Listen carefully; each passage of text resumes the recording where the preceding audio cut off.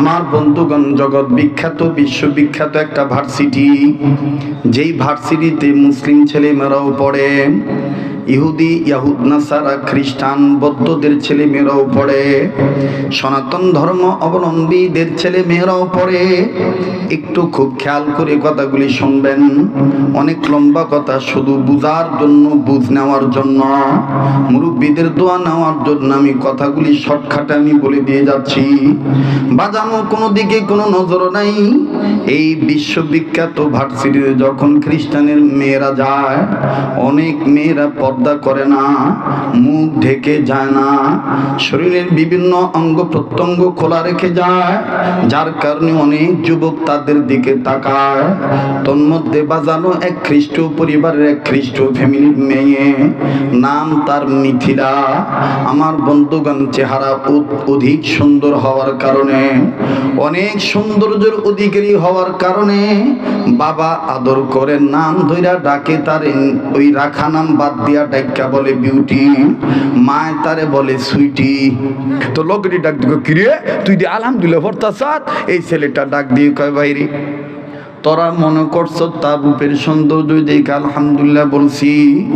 না না না না, আমার বাইরে তোরা শোন, ও রূপের সৌন্দর্য দেখার পর, যেহেতু আমি নিয়মিত কোরআন তেলাওয়াত করি, সূরা ইউসুফের তরজমা আমি পড়ছি, ও রূপের সৌন্দর্য দেখার পর আমার মাওলা পাকের কোরআনের সূরা ইউসুফের দিকে আমার নজর গেছে। আমার দিলের মধ্যে আমার মাওলা পাক সাক্ষী দিয়া বইলা দিছে, এই যুবক, এই খ্রিস্টান মেয়ে তো কি রূপের সৌন্দর্যের অধিকারী, এর চাইতো অনেক অনেক সুন্দর করে আমি বানাইছি আমি মাওলা, আমি আল্লাহ দয়া করে বানাইছি পয়গম্বর ইউসুফকে। এবার বন্ধুরে আমার ভাইরা, এই ছেলেটা যখন তাকায় থাকলো, এই জন্যই থানভী রহমাতুল্লাহ আলাইহি লেখেন, অনেক সময় চোখের কারণে, বদনজরের কারণে বাজান কলবে ময়লা পড়িয়া যাওয়ার সম্ভাবনা থাকে। আমার বন্ধুগণ, আমার ভাইরা, কলবের মধ্যে ময়লা জমতে থাকার সম্ভাবনা থাকে। এই ছেলেটা যখন তাকাইলো, বাজানো ভিতরে তার সমস্যা হইয়া গেছে। এই ছেলেটা শুকরিয়া যতই আদায় করো। এইবার বন্ধুদেরকে ডাক দিয়ে বলতেছি, তোরা যদি বলস আমি ওর রূপের সৌন্দর্যে মুগ্ধ হইছি, আমি এখন ওরে বিয়ের প্রস্তাব দেব। ছেলেরা ডাক দিয়ে কয়, তুই কি জানোস না সে খ্রিস্টান, আমরা হইলাম মুসলমান। এবার বন্ধুরে কলেজ যখন বিরতি দিল, লম্বা কথা সংক্ষেপ করিয়া বলছি বাজান, আস্তে করিয়া মুসলিম যুবকটা মিথিলার কাছে যাইয়া ডাক দিয়ে বলে, তোমার আমি অনেক অনেক বেশি পছন্দ করে ফলাইছি, রাজি থাকলে আমি তোমাকে বিয়েও করতে রাজি, তোমার সাথে আমি বিবাহ শাদীতে আবদ্ধ হইতে রাজি। মেয়েটা ডাক দিয়ে কয়, তোমার প্রস্তাব আমি প্রত্যাখ্যান করলাম না, কিন্তু তুমি মনে হয় জানো না, তুমি যাতে খ্রিস্টান, তুমি যাতে মুসলমান, আমরা কিন্তু খ্রিস্টান। শোনো, তুমি অস্থির হইও না, আমিও তোমাকে নো লাইক বললাম না, দেখতে তোমাকেও ভালো লাগে। শোনো, আমাদের কলেজের মধ্যে তোমার রেজাল্ট অনেক ভালো, নামাজের সময় তুমি স্যারের কাছে, টিচারের কাছ থেকে বিদায় নিয়ে নামাজ পড়ার জন্য যাও, তোমাকেও আমার খুব ভালো লাগে। তবে শোনো শোনো, দা গুড নিউজ কাম স্লোলি, ভালো কাজের রেজাল্ট আস্তে আস্তে আমার অভিভাবক গার্ডিয়ান, আমার বাবা মা আছে, আমি তোমার প্রস্তাবের কথা বাবা মাকে বলবো, আমার বাবা মা সিদ্ধান্ত যেটা দিবে তাইলে আমি সেটাই তোমাকে জানাবো, বাবা মা রহমতে আমি কিছুই বলতে পারবো না। ছেলেটা বলল, ঠিক আছে, আমি কালকে তোমাকে আবার জিজ্ঞাসা করব তোমার বাবা মা কি বলে। আরে বন্ধুর বিলপার এলাকার যুব সমাজ ভাইরা, ও নরসিংদী মাধবদী অত্র এলাকার বাপ ভাইরা, খুব খেয়াল করে কথাগুলি শোনা চাই। এতক্ষণ আপনি হেসেছেন আমার বন্ধু, এখন দেখেন মাওলা পাকের মহাব্বতে হাকিকতান এক ফোঁটা চোখের পানি ফালানো যায় কিনা। কান্না না আসলো কান্নার ভান ধরবে, কান্নার অভিনয় করলো আল্লাহ মাফ করিয়ে দিবে। আর আমার দিল কেন জানি বলে বারবার বলতেছি বলতে পারবো না, বারবার দিল বলে আজকের মাহফিলে দোয়া কবুল হয়ে যাবে। নাকটার মধ্যে কেমন জানি আল্লাহওয়ালাদের গ্রান আসতেছে। আমার বন্ধুগণ যেদিকে তাকাই সেদিকে শুধু নূর আর নূর। বাজানো খুব খেয়াল করে কথাগুলো শোনা চাই। কেউ চলিয়া গেলে চলিয়া যাইতে দিবে, কারো যাওয়া দেখে কেউ যাবেন না। যেহেতু আপনার কবর আপনি যাবেন, আমার কবরেই আমি যাব। আমার কবরে আমার ওই জবাব দেওয়া লাগবে, আপনার কবরে আপনার ওই জবাব দেওয়া লাগবে। এই জন্যই বুজুর্গরা বলেন মান আরাফা নাফসাহু ফাকাদ আরাফা রাব্বাহু। যে নিজেরে চিনলো সে আমার আল্লাহরে চিনলো, যে নিজেরে চিনে নেই সে আমার আল্লাহ কেউ চিনে নাই। ও বাজান জীবনের শেষ বয়ান মনে করে বয়ান করছি। কার পিছনে দিনে মালাকুল মউত দাঁড়ায় রইছে, কার জন্য জানি জংলার বাঁশ রেডি হয়ে গেছে, কার জন্য জানি কাপনে কাপড় তৈয়ার হয়ে গেছে, কার জন্য জানি কবরের মাটি বায়না হয়ে গেছে। বাজান খুব খেয়াল করি কথাগুলি শোনা যায়। এই মুসলিম ছেলেটা আমার ভাইরা দুনিয়ার সৌন্দর্যের প্রলোভনে পড়িয়া আল্লাহর ভয় ভুলিয়া যাইয়া আমার বন্ধুগণ সারা রাত ঘুমায় না, মিথিলাও যাইয়া বাড়িতে ঘুমায় না। হঠাৎ করে মিথিলার মা যখন দেখলো মিথিলার ঘরের বাতি জ্বলতেছে, রাত্র এত রাত্র পর্যন্ত মেয়েটা কেন ঘুমায় না, মিথিলার মা আসিয়া দরজা টোকা দিল।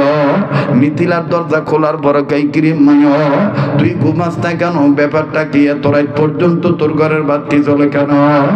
মিথিলা মায়ের ধরে ধরে কান্দার ডাক দিয়ে বলে মা গো, চাইছিলাম আব্বারে সহকারে খুইলা তোমাদের কাছে কথাটা বলবো। আমার কলেজে এক মুসলিম ছেলে আমার প্রেমে পড়িয়া গেছে, সে আমারে প্রেমের প্রস্তাবের পাশাপাশি বিয়ারও প্রস্তাব দিছে। তবে মা ভেজাল হলো সে মুসলমান। মা আমি বলছি বাপমার সাথে কথা না বললে তোমারে কথা বলতে পারবো না। মেয়েটার মা ডাক দিয়ে বলে মিথিলা তুমি বলো এই ছেলেটা দেখতে কেমন, তোমার ভাল লাগছে? মেয়েটা বললো হ্যাঁ হ্যাঁ আমারও পছন্দ হয়েছে, তবে সমস্যা এক জায়গায়, সে মুসলমান আর আমি হইলাম খ্রিস্টান। ডাক দিয়ে বলে মা রে আমি তোর বাবাকে খুলিয়া বলি, দেখি তোর বাবা কি বলে। এইবার মেয়েটার মা আস্তে করে মেয়েটার বাবার কাছে যায়, কয় শুনছনি আমাদের মেয়ের প্রেমে এক মুসলিম ছেলে পড়ে গেছে, এই ছেলেটা নাকি বিয়ারও প্রস্তাব দিছে। মিথিলা খ্রিস্টান কথাটা জানার পরও সে বিয়ার প্রস্তাব দিছে।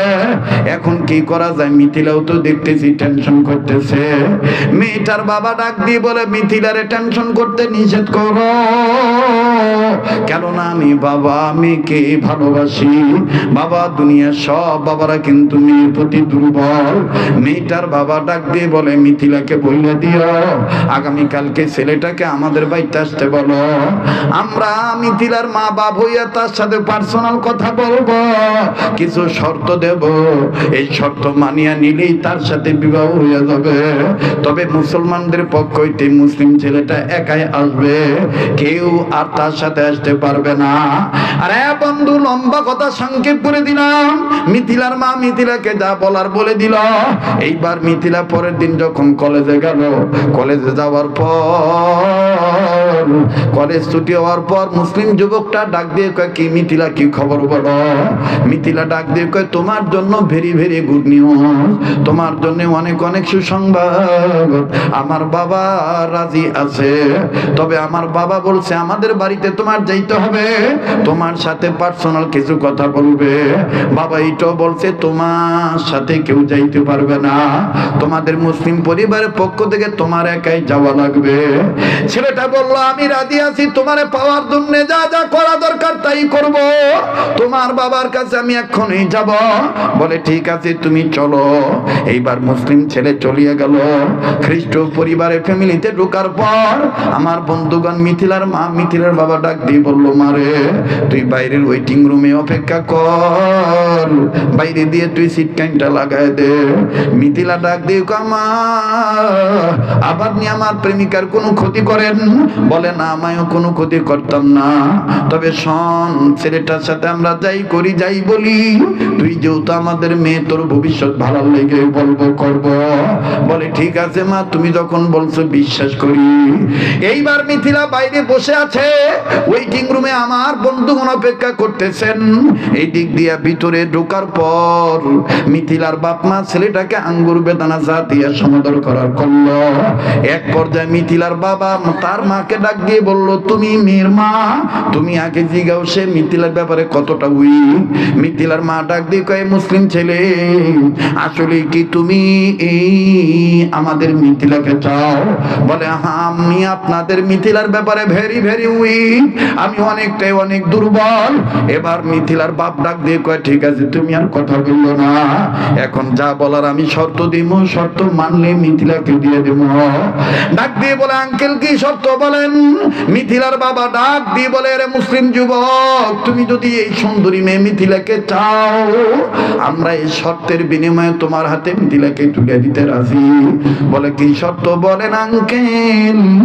ডাক দিয়ে বলে, নাম্বার 1, তোমার সামনে এখন আমরা বাইবেল আনবো, এই বাইবেল ধরিয়া তুমি শপথ করিয়া বলবা, আমি আর লা ইলাহা ইল্লাল্লাহ মানি না, আমি আর ইমান নামক দৌলত রাখবো না, আমি খ্রিস্টান হইয়া যাব, আমি ইসলাম ত্যাগ করব। এইভাবে তুমি বাইবেল ধরিয়া তুমি শপথ করবা। আমার বন্ধুগণ, ছেলেটা বলল, দ্বিতীয় শর্তটা কি বলে?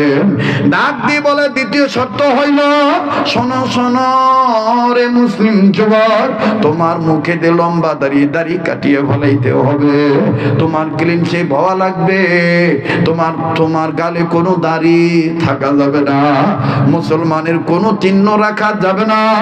বলে ঠিক আছে, আর কি শর্ত বলে? ডাক দিয়ে বলে, আর একটা শর্ত হইল, তুমি যে খ্রিস্টান হইছো, এটার প্রমাণ স্বরূপ আমাদের বাড়িতে রান্না করা আছে শুকরের গোশত, এই শুকরের গোশত খাইতে হবে, এইটা খাইলেই বুঝবো তুমি খ্রিস্টান হয়ে গেছো। ছেলে বলল, আর কি? ডাক দিয়ে বলে, আমাদের পক্ষ থেকে তোমাকে মদ দিয়ে বরণ করব, এই মদ তুমি পান করবা, এই মদ দিয়ে তুমি গোসল করবা। বলে আর কি শর্ত বলেন? বলেন। ডাক দিয়ে বলে, বাবা তোমার হাতের যে ব্যবহৃত মোবাইল, এই মোবাইলটা তোমার ভাঙ্গা ফলাইতে হইব, এই সিম কার্ডও তোমার আউট করতে হবে, সিম কার্ডটা আমরাই ভাঙ্গা ফলাবো, আমরাই ফোন দেব, আমরাই তোমাকে সিম কার্ড দেব। ডাক দিয়ে বলে, আর কি শর্ত? বলে আর একটা শর্ত হইল, বিয়ে শাদী হওয়ার পর আমরাই তোমার টিকিট ভিসা করে দেব, তোমাকে আমরা নির্ধারিত কোনো এক তারিখে দেশান্তর করিয়া দেব, আমার মেয়েকে নিয়ে তুমি এই দেশ ত্যাগ করিয়া চলিয়া যাইবা, যেটাই খ্রিস্টানদের বসবাস বেশি, মুসলিমের সংখ্যা কম, নাগালের বাইরে চলে যাইবা, যেখানে গেলে তোমার আত্মীয় স্বজন তোমারে পাইব না, আমার আত্মীয় স্বজন আমার মেয়েরে পাবে না। এবার ছেলে ডাক দিয়ে বললেন,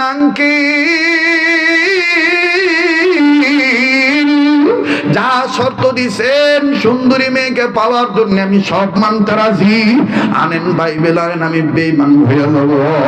এইবার বাইবেলের উপর হাত রাখি আমার বন্ধুগণ খ্রিস্টান হইয়া গেল, শুকরের গোশত খাইয়া প্রমাণ করল, সব শর্ত মানিয়া নিল, বিয়ে শাদী কমপ্লিট হয়ে গেল।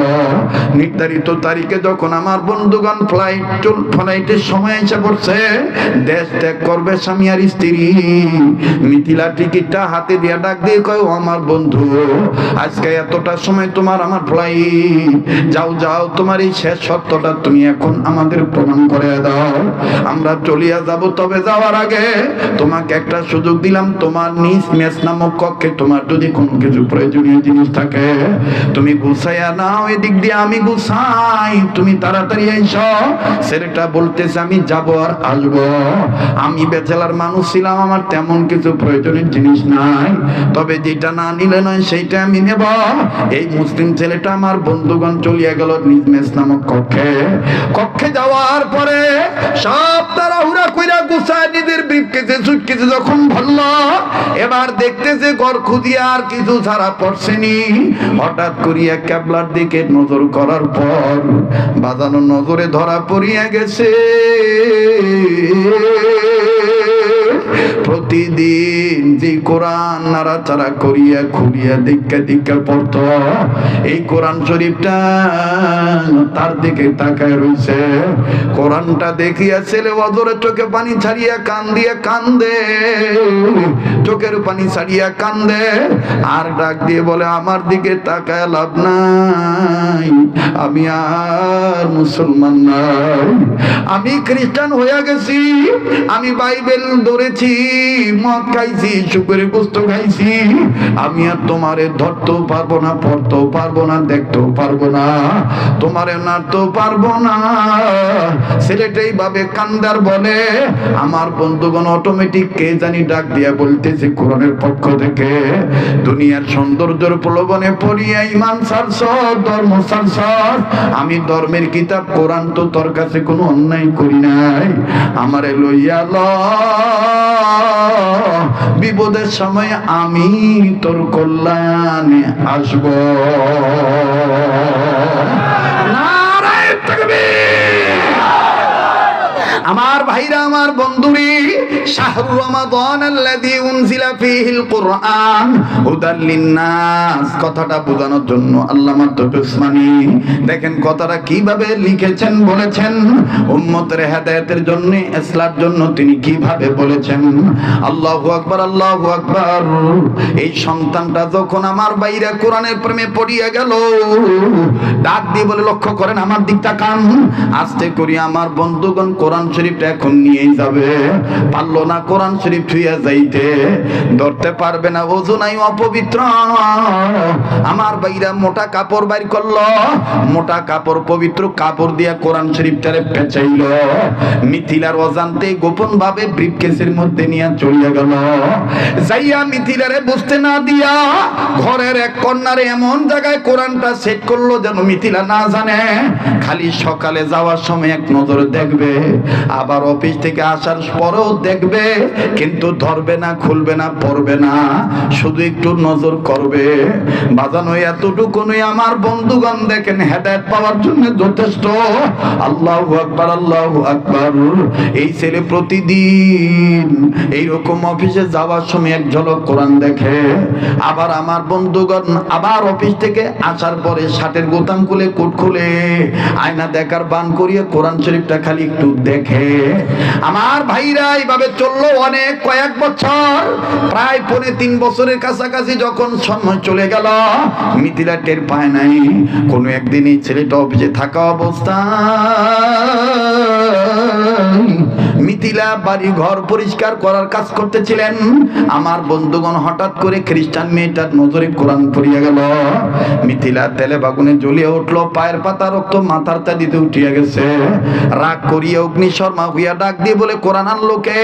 বলে হ্যাঁ বুঝছি, এটাও তার কাম, আমারে না জানে এইভাবে গোপনে গোপনে কোরআন শরীফ আইনা থুইছে, স্বামীরে না জানায় মার বাবার কাছে ফোন দিছে, মা বাপ ডাক দিয়া কয় যদি তুই তোর স্বামীর আপন বানায় রাখতে চাস তাইলে শীঘ্রই কোরআন শরীফটা ডাস্টবিনে ফালাই দিয়া। মিথিলা আমার বাইরে স্বামীর তোয়াক্কা না করিয়া কোরআন শরীফটা নিয়া টাকা খরচ করিয়া ডাস্টবিনে ফালাই দিয়েছে।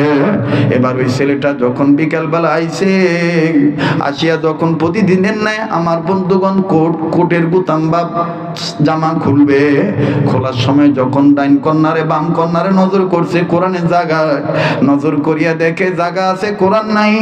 ছেলেটা কান্দার ডাক দিয়ে আমার কোরআনটা কই, আমার কোরআন কই, আমার কোরআন কই। মিথিলা ডাক দিয়ে বলতেছে তুমি না খ্রিস্টান, তাইলে আবার তুমি কোরআন খোঁজো কেন? ছেলেটা কান্দার ডাক দিয়ে বলে মিথিলা, ও মিথিলা, এই কোরআনটা না ধরলে কি হইব, না পড়লে কি হইব? এই কোরআনের সাথে মহাব্বত থাকার কারণে এটার দিকে দেখলো very very piece of mind, অনেক বেশি বেশি আত্মপ্রশান্তি লাভ হয়। মিথিলা দেখা তো কোনো পাপ নয়। ও মিথিলা, এই কোরআন শরীফ তুমি কি করছো বলো? মিথিলা ডাক দিয়ে বলে আমার বাপ মার সাথে পরামর্শ করিয়া আমি কোরআন শরীফ ডাস্টবিনে ফেলাই দিয়েছি। আমার ভাইরা ছেলেটা কান্দার ডাক দিয়ে বলে এটা তুমি কি করছো? করছো বাজান আদা পাগলের মতন হইয়া কোরআন শরীফ খোঁজার জন্য দৌড় মারছে। যখনই কোরআন খোঁজার জন্য দৌড় মারছে ডাস্টবিনের দিকে, ওই দিক থেকে কোরআন তাকে ডাক দিয়া কয় আল্লাহু ইয়াদউ ইলাল জান্নাতি ওয়ান মাগফিরাহ। আয় আয় আমার মাওলার ডাকে খ্রিস্টান হিন্দু বৌদ্ধ যে মানুষই সারা দেখ না কেন, আল্লাহ পাক তার গুনাহ মাফ করিয়া তাকে জান্নাত দান করিয়া দিবে। আমার বাইরে এই নব্য খ্রিস্টান হওয়ার ছেলেটা ডাস্টবিনের কাছে যা নজর করিয়া দেখে কোরআন শরীফ পড়িয়া রইছে, কিন্তু কোরআনের চতুর্দিকে মানুষের মত লাগিয়া গেছে, অনেক নোংরা আবর্জনা ময়লা লাগিয়া রইছে। ছেলেটা ডাস্টবিনের কাছে দাঁড়াইয়া কোরআনকে ডেকে ডেকে বলে, তুমি কি লিগে আমার সাথে আইতে চাইছিলা? আজকে তোমার কারণেই আমার কারণেই তোমার কপালে অপমান। তুমি তোমার আল্লাহরে কইও তোমার আল্লাহ যেন আমারে গজব না দেয়, আমারে যেন মাফ করিয়া দেয়। আরে বন্ধুরে ভাইয়া, এই খ্রিস্টান নব্য খ্রিস্টান হওয়া ছেলেটা সাবেক মুসলিম সন্তান আস্তে করিয়া কোরআন শরীফটা তুলি এখন কোরআনের গায়ের ময়লা কি দিয়া পরিষ্কার করবে? নিজের গায়ের দামি কাপড় খুলিয়া কোরআনের গায়ের ময়লা পরিষ্কার করতেছে। পকেটে টাকা খরচ করে পারফিউমের দোকানে যাইয়া আতর কিনল, আতর কিনিয়া কোরআনের চতুর্পাশে আতর লাগাইল। এই দিক দিয়া কোরআন ডাক দিয়ে কয় মালিক,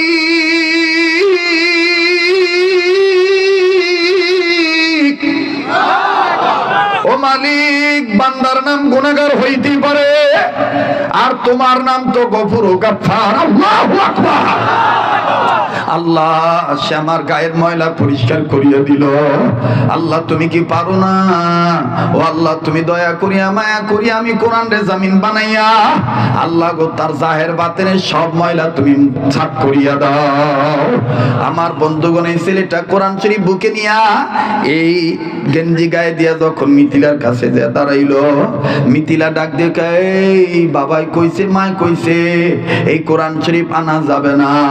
মিথিলার স্বামী ডাক দিয়ে বলে, আমি তো বলছি কোরআন শরীফ পড়বো না, শুধু আমি দেখবো মুসলমানরা কি তোমাদের বাইবেল